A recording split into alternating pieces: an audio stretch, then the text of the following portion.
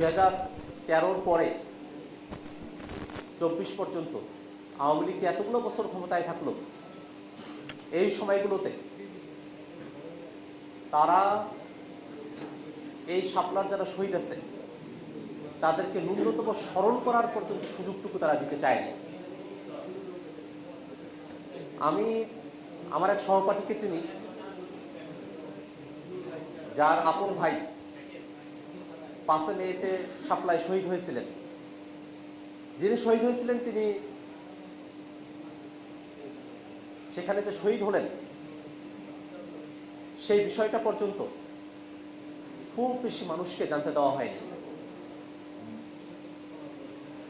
কারণটা এরকম ছিল যে 5 মেতে কেউ মারা গেছে, এ তথ্যও যদি প্রকাশ করা হতো তাহলে সেই পরিবারের বাকি যারা জীবন্ত আছে তাদের উপরে সর্বোচ্চ রাষ্ট্রীয় জুলুম নিপীড়ন, আওয়ামী লীগের সর্বোচ্চ নিপীড়নের শিকার তাদেরকে হতে হতো। এই ধরনের একটা পরিস্থিতির মধ্য দিয়ে তাদেরকে যেতে হয়েছে। এই কারণে আওয়ামী লীগ সেই ভয়াল সময়গুলোতে 5 মের শহীদদেরকে নিয়ে তাদের সংখ্যা প্রকাশ করার একটা দুঃসাহস করেছিল। অধিকার, সে অধিকারের উপরে কি ভয়াবহ নিপীড়ন করা হয়েছে। অধিকারের যারা কর্ণধার আছেন তাদেরকে গ্রেফতার করা হয়েছে, জেলে পোড়া হয়েছে, শুধুমাত্র একটা হত্যাচক্রে, গণহত্যায় কারা কারা শহীদ হলেন তাদের পরিচয়গুলোকে প্রকাশ করার কারণে। আমরা জুলাইতে যারা অংশগ্রহণ করেছি, এটা সত্য যে জুলাই একদিনে আসেনি।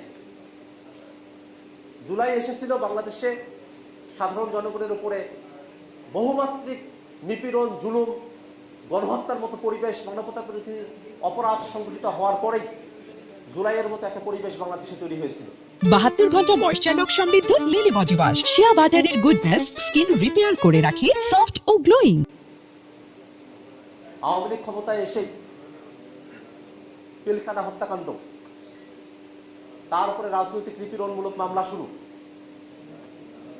শাপলার গণহত্যা, সে সময়টাতে ছাত্রদের যত আন্দোলন ছিল, নিরাপদ সড়ক আন্দোলন, কোটা বিরোধী আন্দোলন, প্রত্যেকটা জায়গায় তারা যে নিপীড়নগুলো করেছিল,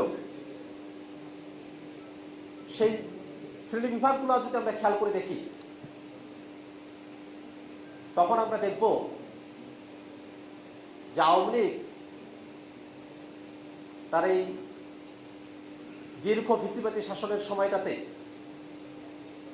সমাজের এমন কোনো অংশ নাই যার উপরে তারা নিপীড়ন করা বাদ রেখেছিল। সে সময়টাতেই আমি বলেছিলাম যে আওয়ামী লীগ তো যারা আমাদের হিন্দু, বৌদ্ধ, খ্রিস্টান আছে তাদেরকে সংখ্যালঘু হিসেবে নির্যাতন করে, আর যারা মুসলমান আছে তাদের রাজনৈতিক পরিচয়কে নাই করে দিয়ে তাদের উপরে তারা নির্যাতন করে। আওয়ামী লীগ ছিল এরকম ভয়াবহ নিপীড়নমূলক মানবতা বিরোধী একটা সংগঠন। সে আওয়ামী লীগের এই নির্যাতনগুলোর কারণে তারা আলেমদের উপরে নির্যাতন করেছে, শিক্ষার্থীদের উপরে নির্যাতন করেছে, মধ্যবিত্তের উপরে নির্যাতন করেছে, সবার উপরে নির্যাতন করেছে। এমনকি যারা সমাজের বিত্তশালী তাদের মধ্যে যারা আওয়ামী লীগের কাছে নিজেদেরকে বর্গা দেয়নি, তাদের ব্যবসা বাণিজ্যগুলো তারা কেড়ে নিয়েছে, তাদেরকে নানাবিধভাবে তারা হয়রানি করেছে। এই সমস্ত জুলুমের শিকার মানুষগুলো তারা জুলাইতে এসে সবাই একখানে হয়ে গিয়েছিল। এবং সে সময়টাতে জুলাইতে মাদ্রাসা শিক্ষার্থীদের যে অংশগ্রহণ সেটাকে আলাদা করে মূল্যায়নের দাবি রাখে। কারণ আপনারা খেয়াল করে দেখবেন যে আমরা যারা কলেজ বিশ্ববিদ্যালয়ের শিক্ষার্থী, আমরা পড়ালেখা শেষ করার পরে সরকারি চাকরিতে অংশগ্রহণ করব, সেখানে আমরা কতটা চাকরি পাবো বা না পাবো তার সাথে কোটা প্রথার একটা সম্পর্ক আছে। অর্থাৎ আমরা যারা কলেজ বিশ্ববিদ্যালয়ের শিক্ষার্থী, আমরা যখন আন্দোলনটাতে জুলাইয়ে সামিল হতে শুরু করি তখন তার সাথে ভবিষ্যতে আমরা চাকরি পাবো কি না পাবো সেই ধরনের একেবারে ব্যক্তিগত পর্যায়ের বা একেবারে যদি আমরা গোষ্ঠী পর্যায়ে বলি একটা স্বার্থের ব্যাপারও ছিল। কিন্তু এই যে মাদ্রাসার শিক্ষার্থীরা যারা জুলাইতে অংশগ্রহণ করলেন, জুলাইতে অংশগ্রহণের সময়টাতে কোটা রিলেটেড ইস্যুতে তাদের কোনো স্বার্থ ছিল না, একেবারেই স্বার্থবিহীন অবস্থায় তারা জুলাইতে অংশগ্রহণ করেছিল। কারণ সে সময়টাতে সবার লক্ষ্য এক জায়গায় ছিল, এই যে বাংলাদেশকে এরকম একটা ফেসিবাদী কাঠামো থেকে মুক্ত করতে হবে। এবং তারও আমরা প্রায় 2 বছরের মতো সময় অতিবাহিত করে ফেলছি। এবং এই পুরো সময়টা জুড়ে যে শহীদদেরকে সব থেকে কম স্মরণে রাখা হয়েছে, যে শহীদদেরকে অন্যান্য যারা শহীদেরা আছেন তাদের মর্যাদার জায়গাও আসীন করা সম্ভব হয় নাই, তারা এই শাপলার শহীদেরা। আজকে আমাদের এই আলোচনার সভা থেকে আমরা শুধু এটুকুই বলবো যে শাপলা যখন বাংলাদেশে ঘটে তখন সামগ্রিকভাবে এই বাংলাদেশের এই মাদ্রাসার শিক্ষার্থী যারা আছেন, যারা একটু ধর্মপ্রাণ মুসলমান আছেন, তাদেরকে উন্মানুষে পরিণত করে তাদের উপরে এই হামলা এবং হত্যাযজ্ঞগুলো চালানো হয়েছিল।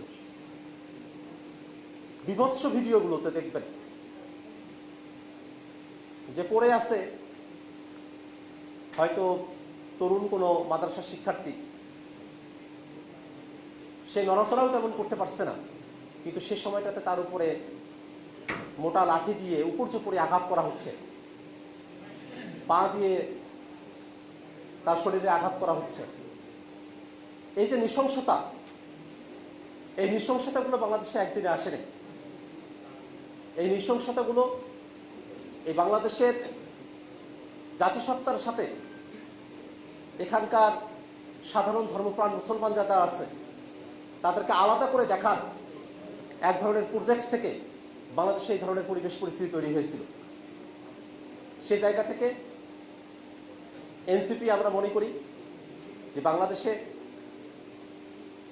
মুসলমান, হিন্দু, বৌদ্ধ, খ্রিস্টান যে যে ধর্মের মানুষই আছেন না কেন, তাদের যে নাগরিক অধিকার সেটা আমাদের কাছে সব থেকে মুখ্য বিষয়।